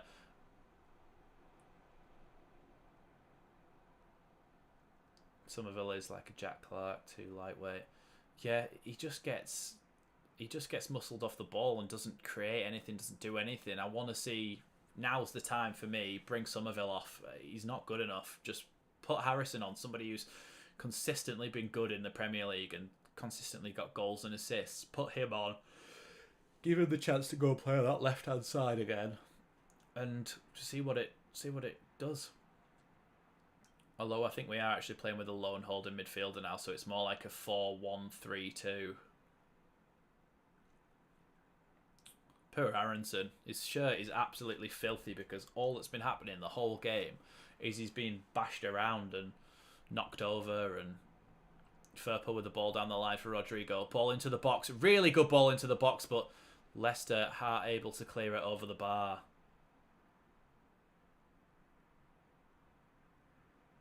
Really good ball in from Rodrigo there. Bounces right across the face of goal, but Faze just misses it, and then Justin's able to head it over the bar. But another corner for Leeds, so promising stuff. Yeah, you think so, that like if somebody keeps getting fouled, then eventually they'd Rasmus with a shot from the edge of the box, but he's fired it over the bar. You'd think so, wouldn't you, Rob? That you get a yellow card for the amount of times that they've kicked Aronson, but just nothing given. Rasmus just leans back. You can just see that he's leant back there. So why can't he see not to lean back? That's what gets me. Like if we can just see he's literally leant back when he's shot, so it's obviously flown over the bar.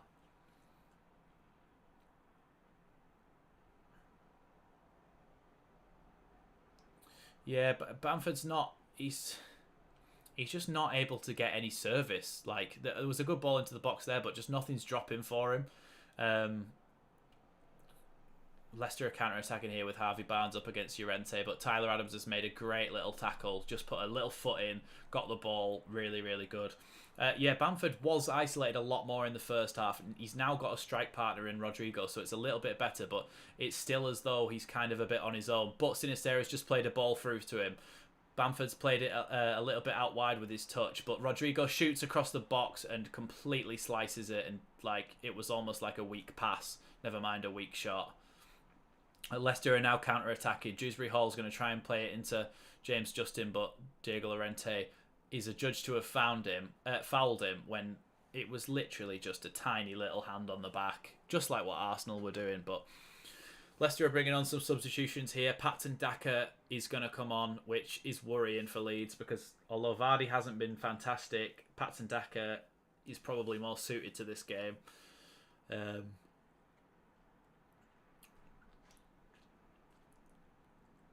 Samare is the other one that's coming off as well.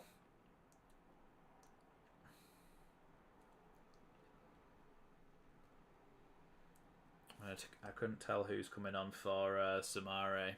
Oh, Mendy. Nampalys Mendy is coming on for Samare in that holding midfield role.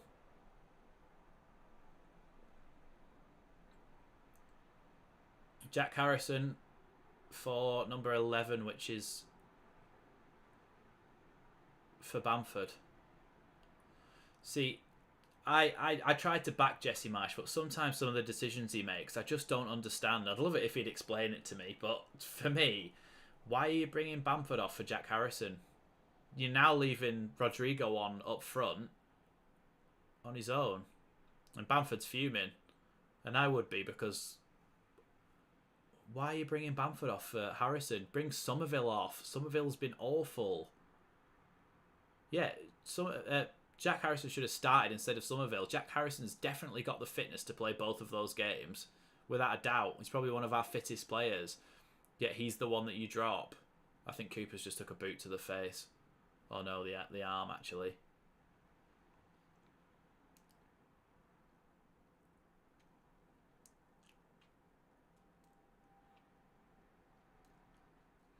We seemed like we were getting a little bit more joy with two up front, and then as soon as we've done that, I don't actually know if Rodrigo has gone up front, you know. He could be playing just behind the striker, but at least he's been more a helping hand. But if he has been playing in that attacking midfield role, he'll have definitely gone up front now, and Harrison will be playing behind him.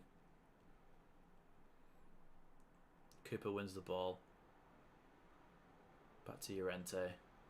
Llorente plays the ball out wide, trying to find Harrison, but it's just gone straight to Castagne's head. But it's gone out for a throw into Leeds. Yeah, I don't know why we've brought Bamford off. Like, if he's not fit enough to play a full 90 minutes, then, like, as in if he's actually injured, then he shouldn't be playing at all. But he didn't seem like he was. He seems like he's been fine. Oof. Little ball bobbled through to the keeper then. No, so that the team selection from the start.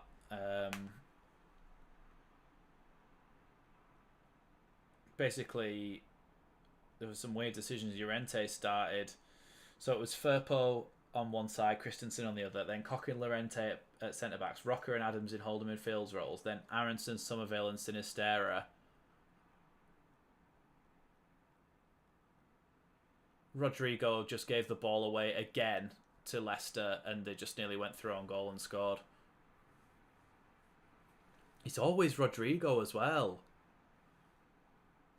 Oh my god, he's just done a similar thing. With his back to goal, tries to come and win the ball, and then just passes it straight to a Leicester player.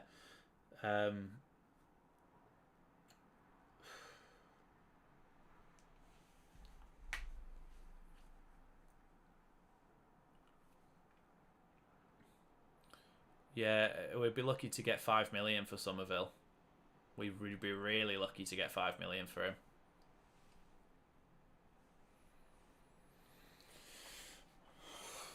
This is really disappointing. We're going to bring on Jose Perez now. Leicester.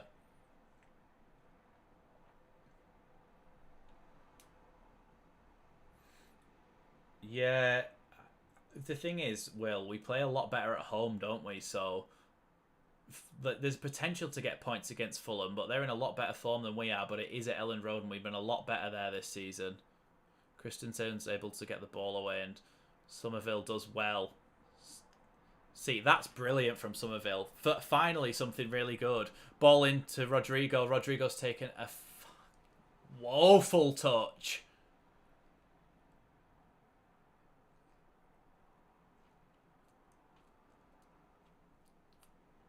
Yeah, Harrison is causing problems, but Somerville did really, really well there. I have to give credit where it's due, because I don't just slag players off for no reason. Like I want him to do well. I want any Leeds player to do well, but he's not been great. But that was really good from Somerville. He got the ball, turned like an Aronson move, got it, and played a nice pass down the line, and Leeds nearly got an opportunity from it. So well done to Somerville for that. But that's the best thing I've seen him do.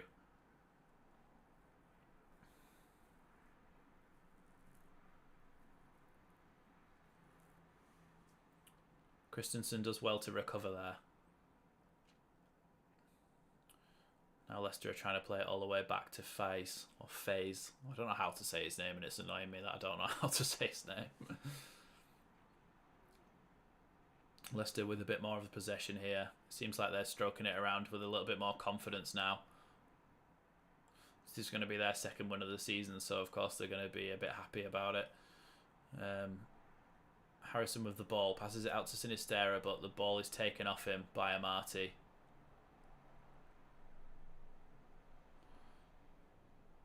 I think there's going to be another substitution here. I think it's Jose Perez coming on, yeah. For Dennis Pratt. Yeah, I could just call him Sideshow Bob, couldn't I? Or David Luiz, or... Yeah, I don't understand his team selection. I just don't understand putting Somerville in from the start and Llorente as well. Just loose passes. Always the loose passes. Aronson with the ball, no real options, so he's had to go back out to Diego Llorente. Could we get any kind of fee for Llorente or Rodrigo? I'll tell you now.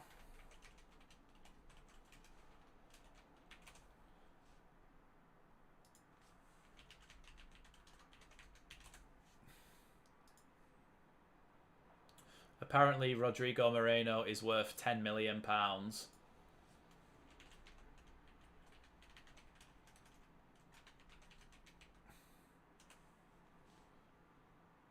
And Diego Llorente's market value is £14 million. Apparently. Nice ball from Tyler Adams. He recovers well. Gets the ball out to Rodrigo, who's not in an attacking position.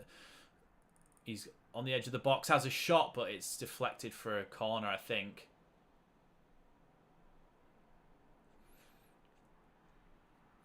So if you could make £25 million off both of them, and I don't think that's realistic. I think maybe £20 million off both of them. You could sign somebody for that amount of money that would actually have a material impact on this team, especially if you bring Charlie Cresswell back as a more permanent fixture to fill that centre-back role. You're then looking at just somebody to replace that attacking option, and you have an extra 20 million to your name for bringing them in. So Castagne's played a ball down the line. Castagne's in, but it's going to be offside. Yeah, Harrison, I would have started, especially because his fitness, his ability to cross the ball and to get the ball in the box for Bamford. I think he definitely should have started. Really, they only had about 10-15 minutes together on the pitch, maybe less than that. So I just don't get it, to be honest. I really don't get it. The team selection tonight for me was really disappointing. Leeds have lost the ball again here. Ayaza Perez tries to have a shot, but Liam Cooper blocks it. A lot of Leicester players in that attack, so hopefully Leeds can try and get a little counter-attack going here. Oh, bloody hell. It's just simple stuff like that. The ball went into Somerville's feet, and he was supposed to just do a little drop-off back to Rasmus, and it just went straight past him. His pass was just off. Sinisterra's just lost his foot in there, and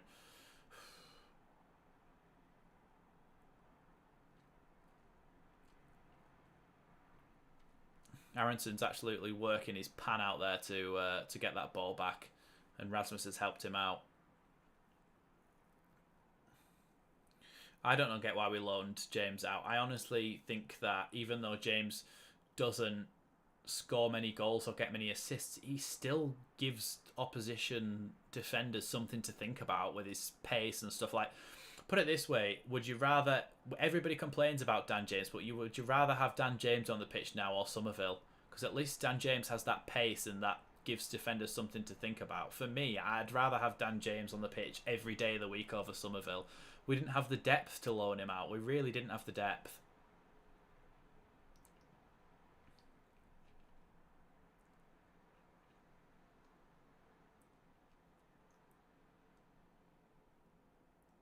Oh, God, Llorente, what is that?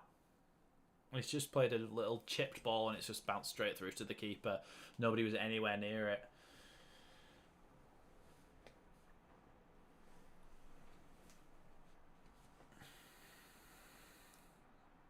This is worrying signs that we can't break Leicester down because, I mean, I did that video midweek. I mean, not that many people watched it, but if you have seen it, I highlighted so many of the defensive issues that they've had, and we're not able to get at them in this game. Joffy's coming on for Sinisterra. Why is he insisting on giving Somerville 90 minutes? Sinisterra's been one of our brighter players.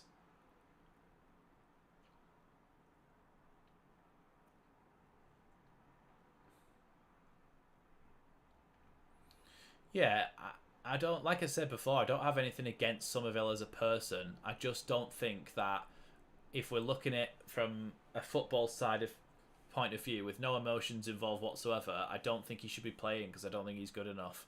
So for me, if we still had Dan James, he's played so many more first team games. Just on statistics and logic, he's played so many more first team games. He's scored more first team goals. He's been involved at the highest level. You play Dan James every time. Ball with Joffy now. Passes it out to Harrison. Harrison not with many options, but cuts back. Harrison does a little turn and then tries to have a shot, but the ball has gone out for another Leeds corner.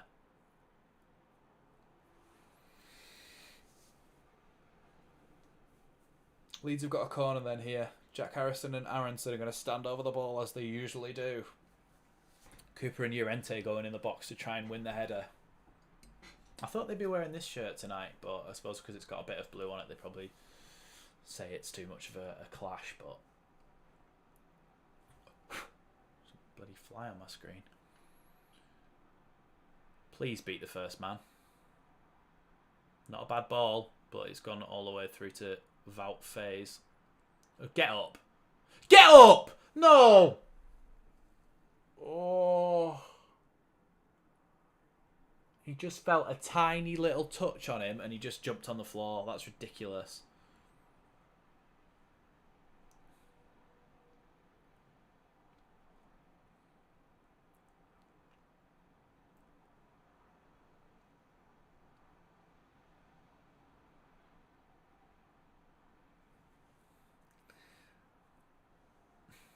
Rasmus wins the header, but it's gone to Dewsbury Hall. Somerville needs to be... I keep going in, but it's not just his fault. It's not just his fault. He shouldn't have started this way. It's Marsh's fault for playing him.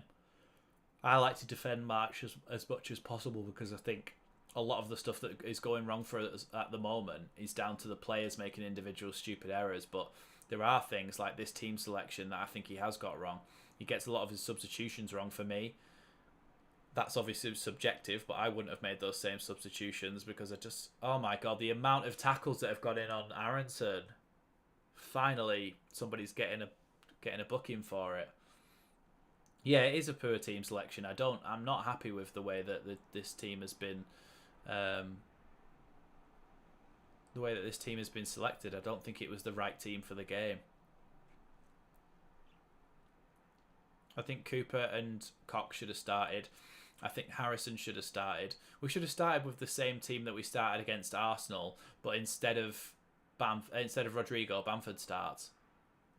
Because we got what we wanted with Bamford starting, but not with the rest of the team.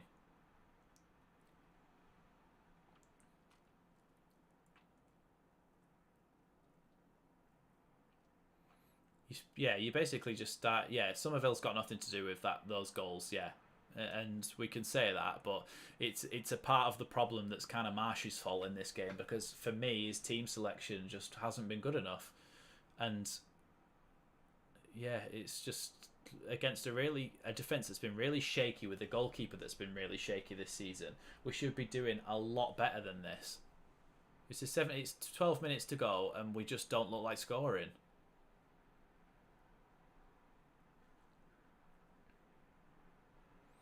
Leeds are second class tonight, outdone by a team that's below them. It just goes to show how good of a team is by missing chances all the time. Yeah, Leeds just don't score their chances, and then they don't finish the chances, and then they make mistakes at the other end.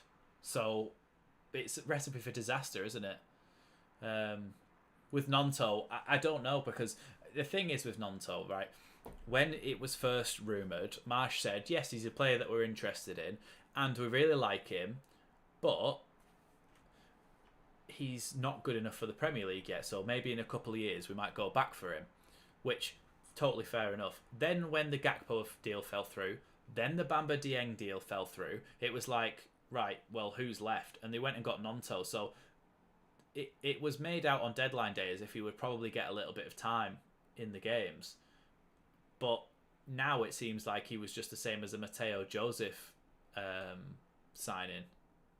This is just what was said. He wasn't actually starting in that Zurich team all the time. He was actually playing a lot of times off the bench for Zurich, so he wasn't even the starting striker for FC Zurich. So it's strange, actually, a little bit to me that he has got so much time at international level. I think it's a bit of an anomaly, but I still want to see him play in this team. I want to see him get given a chance. Our senior players haven't been great. Our senior players haven't been great, but don't throw in Somerville for the sake of it. It is. Aronson's probably going to have 2 broken ankles tomorrow. At least the Leeds fans are... Well, as they always do, and as we always do when I'm there, and Leeds fans just always sing right to the end and support right to the end, and the amount of stuff that we have to go through. Clicky's going to come on now, and I think it's going to be Aronson. Yeah, in the squad against Arsenal, I don't know whether that was something... I think he might have picked up a knock or something. Ball into the box from Tielemans from this corner, and it's headed away. Oh, it wasn't Aronson. Who went off for Click then? Although I don't know if Click's actually come on yet. No, I think it's going to be made now, so I think it's probably going to be...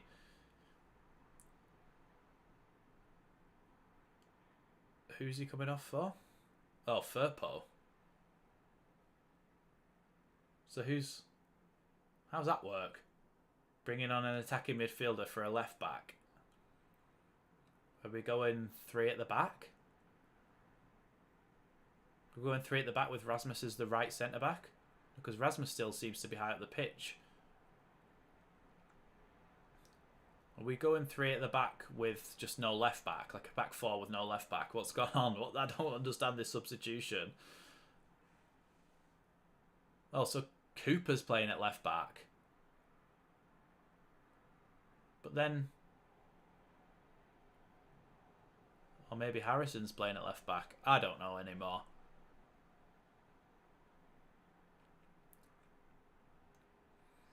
Ball forward. Rasmus has won the flick on.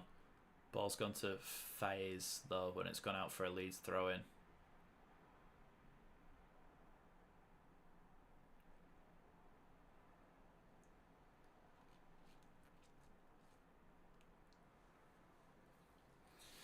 Leeds with a bit of possession here. Click with his first couple of touches. Back into Tyler Adams. All the way back to Llorente and then Cooper. Cooper's going to probably try and play a ball out to Jack Harrison. He's on his own here, though. He's won a free kick.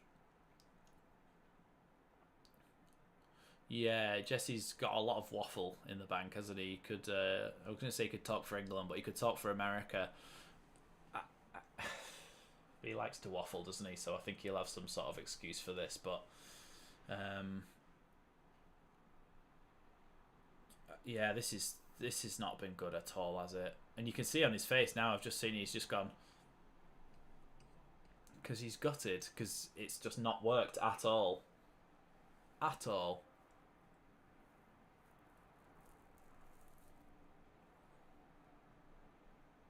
So, ball to be whipped in here.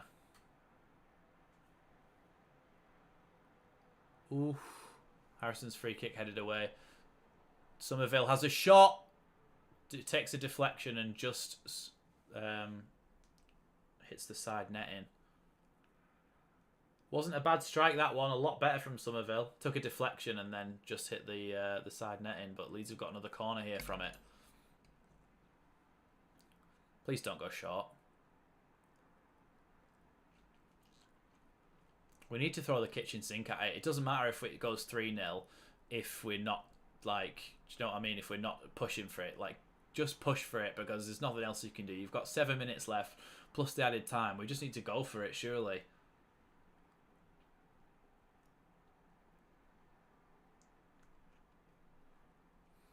Leicester are now bringing on Iheanacho. Yeah, I thought we would beat them. I thought we would beat them 2-1 because I thought Harvey Barnes would score because he always does. I think he scored every time he's ever played Leeds. But he's coming off for Kelechi Iheanacho.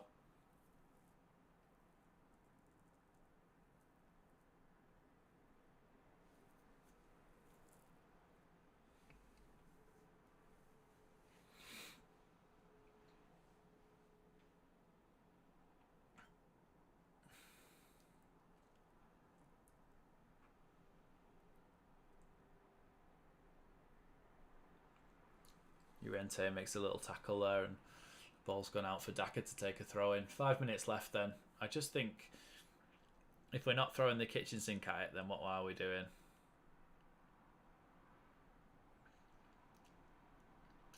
Yeah, we should have just tried the same, at least the same players, if not the same tactics against Arsenal, because obviously it's a different type of game, but the players actually showed that they could execute the game plan really well. They performed really well and they did exactly everything that had been asked.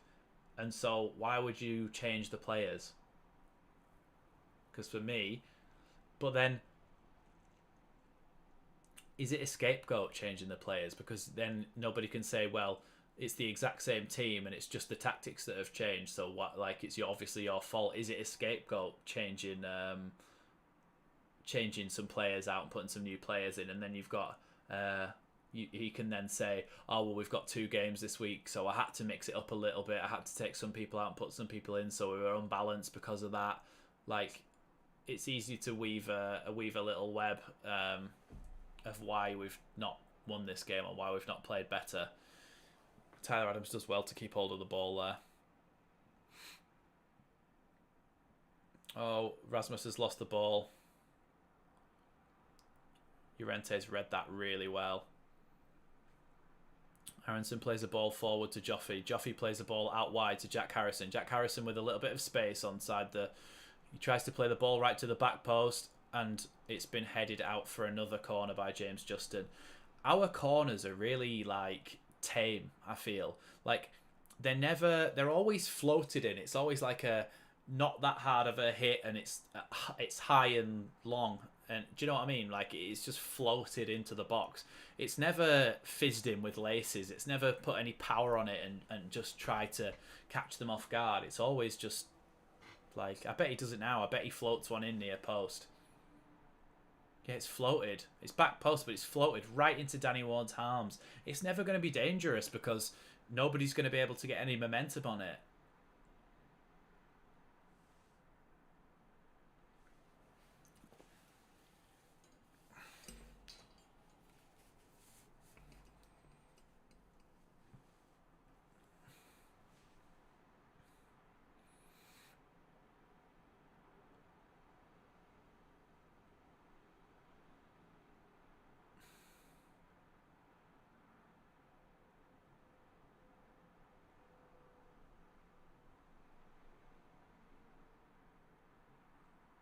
Yeah, our corners are terrible.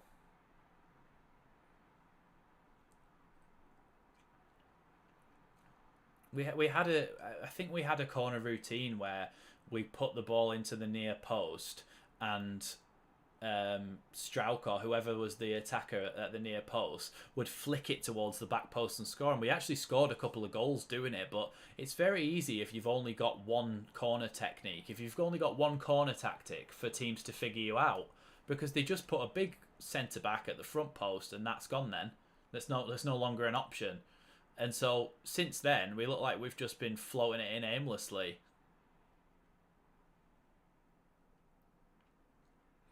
The thing is, for me, I think Jesse Marsh, he has got tactical knowledge because he's studied the game. He's a student of the game. He's done a lot of research. He's spent time with better coaches. He's spent time with tactical geniuses. He's done the hard work and he's put the yards in. So he should be able to figure this out. Even in games like this, I like to try and give him the benefit of the doubt and hope that, like, although I think his team selection was bad and the way that we've played has not been great, well, has been awful. We haven't created enough. I think he still needs to be given a chance to prove that he can do better, really. I don't like this modern thing of sacking managers so fast because I like the idea of having a project. I like the idea of playing a certain way and buying players to fit that. Do you know what I mean? Because if we sack him now, if we sack him now, then we go in there with this next manager with all of Jesse's signings. And what if he doesn't want to play that way? Then you've got brilliant young players like Tyler Adams and Brendan Aronson and Sinistera that might not be able to be utilised in another system. And it's like, no, we haven't looked like scoring really. But we should have done. Really, in this game, we should have scored goals because they are not good at the back.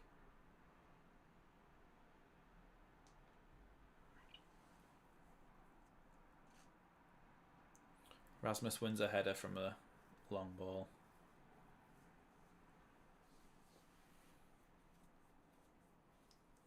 Got 4 minutes added time, of which we are 30 seconds into, so just to give you a bit of context there if you've not actually got the game, because my timer does only go to 90 minutes. Danny Ward is there for a long ball to just clear it. Came off his line to the edge of the box and cleared it. Booted it from Leicester to Wolverhampton.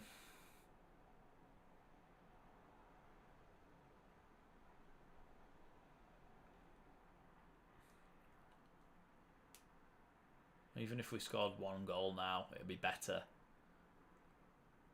Just to prove that we can score even when we're playing badly. All the way back to the keeper, then to Llorente, then out to Rasmus. Rasmus is going to try and play a long ball through with his weak foot. It's able to be picked up by Somerville. Somerville's going to try and pass it into Joffy. Joffy got the ball and plays a little flick around the corner. Nice. Click tries to dink it over the top of Danny Ward, and it's caught easily. Yeah, Sunday's game is massive. I don't know why we've left Somerville on the whole 90 minutes. He's done a little bit of good play twice in the entire game. But to me, yeah, we didn't give Nonto a chance again. I'm pretty sure that Marsh said that Nonto and Joffy will feature over these next couple of games. So you've got to think that he's going to get some time against Fulham.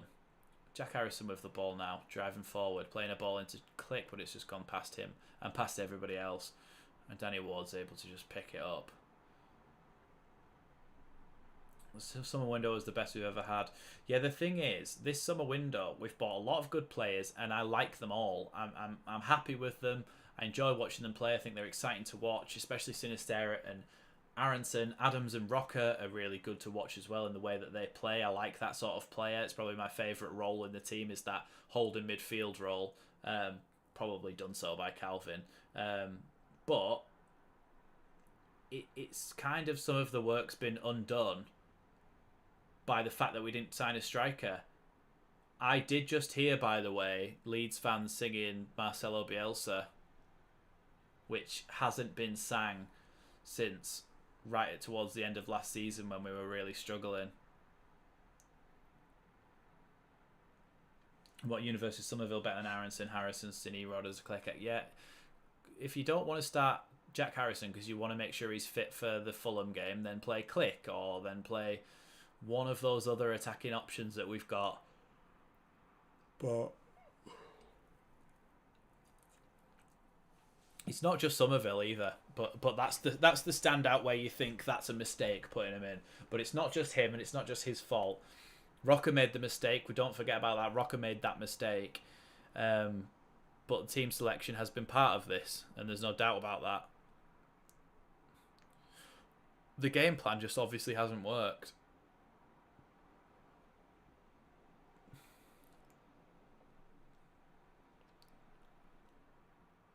Full time.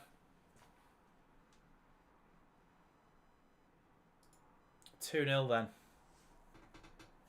Yeah, team selection, not for me. It's not good enough.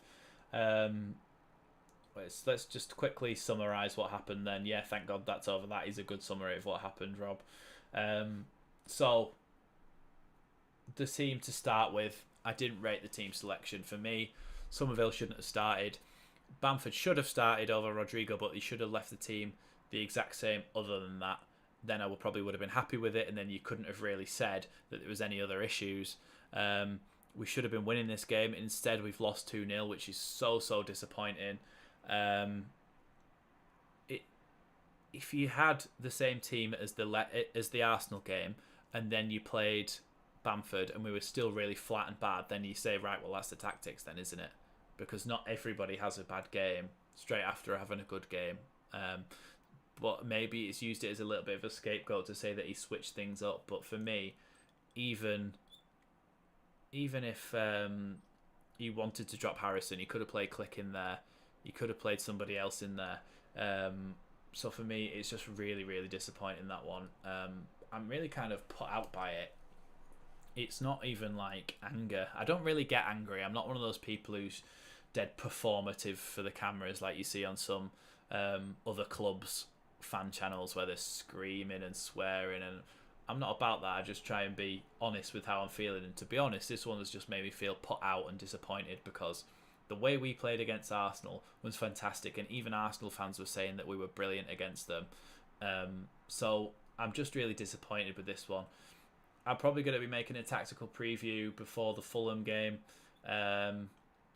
or maybe some sort of video about the current state of Leeds. I'll be making a video tomorrow. We're 16th, but we have got a game in hand. You're right, we have got a game in hand on a lot of teams. But yeah, you'll get a matchday vlog from Sunday because I actually go into the Leeds versus Fulham game on Sunday. So hopefully we'll get a big win there at Elland Road and get a bit of that confidence back going into the Liverpool and the Bournemouth games. So fingers crossed we win that one on Sunday. Sorry. Thank you everybody who has joined me. The usual culprits: Rob, Kelvin, Doctor, Dow, all of you guys that have been commenting all the way throughout. Thank you everybody for joining me, and I shall see you next time. Thanks for a good stream. Thank you, Will. Hopefully Jesse watches your tactical video. Yeah, I may talk a little bit about this game in that and what went wrong, but yes, I'm going to go now, and I shall have a video for you before the weekend, and then you'll get a match day vlog as well. So obviously those of you like Kelvin and Rob, who I know that are abroad, you'll get a bit of a feel for what the atmosphere is like at Elland Road on Sunday for that game. So thanks everyone for joining me again, and I'll see you next time on Leeds Lately. Don't forget to hit that like button. Cheers.